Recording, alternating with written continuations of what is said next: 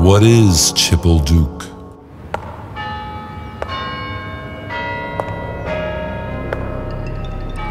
Chiplьдук. Duke Chipple knock knock. Duke Chипльдук knock knock. And even Chiplьдук ring are the names of the serial criminal who inspired fear during the 1950s in cities around southern England.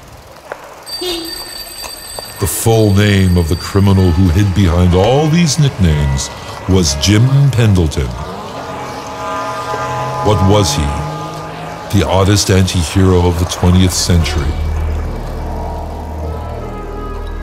Jim Pendleton traveled around the cities of Gloucester, Dorset, and Wiltshire with a big hammer wrapped with a rag, which he concealed under the flaps of his raincoat.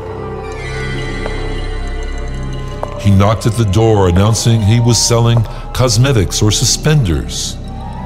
Then he beat his victim unconscious and went away as silently as he'd arrived. But for all that, he was never a thief. He took nothing from the house, not even crossing the threshold. Thus other family members or neighbors heard only 2 or 3 typical sounds. At first it was a knock at the door, knock, knock. Then a squeak of the door opening, which sounded like a cheeple. And then an ominous Duke. They didn't suspect what had happened. Duke meant the hammering on the head or the sound of the body falling. Sometimes it meant the sound of the door being slammed shut, depending on which was louder and which was heard. Later it was clear that Jim Pendleton, a postman in those days, punished different scoundrels and villains, but he chose them in his own way, as he saw fit. He opened envelopes and read their enclosed letters, found articles in local newspapers, and inquired about a pub's visitors while drinking ale there, and then selected his next victim. On the 14th of April, 1957, Jim Pendleton presented himself as the traveling salesman Ringo Duke Chipple to one home, and as he began to strike, heavy books quite accidentally fell from a bookshelf near the door, knocking him unconscious. He was then seized by this resident of Ilchester and sent on to Scotland Yard.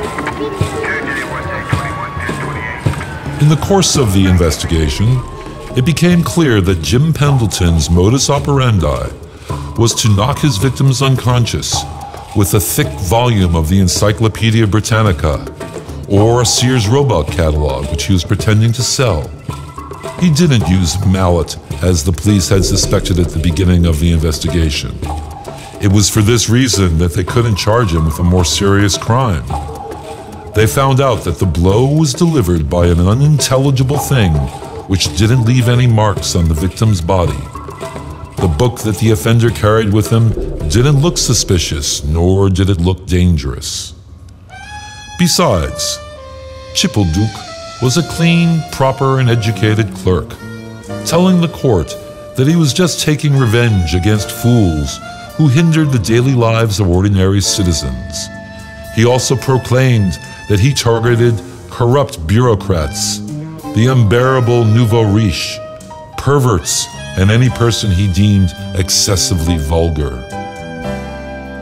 After the trial, Chiplьдук gained mighty support from society. The press demanded that his sentence be reduced from 7 years to 1 year. How would you comment on that? And he was successfully released in only 8 months. He became the main hero of a documentary film and published 2 books. He was also the host of a local radio station's show.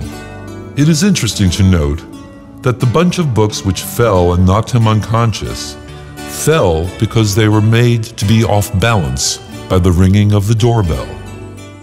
Thus, Jim Pendleton, who had received head trauma in the book mishap, brought a lawsuit against the electric company, Baines Electric, which had manufactured and sold the bell, Baines Electric then settled for £26,000 sterling. The airing of our program is not a non-stop radio thriller. We are not going to terrify you. Nevertheless, the faint sounds of knock Chippleduk mean we are at your home without knocking. There is no danger to good people, but villains should tremble. Your punishment is close. Radio Chippleduk will hit properly and effectively, knocking you unconscious with a shocking dose of a deadly sense of humor and scorching sarcasm. After a knockout meeting and tussle with Chippleduk, you have to stand up, shake it off, and own up to your beating. Until then, you can't live as you've lived before. Chippleduk, our knockout punch to our global radio audience.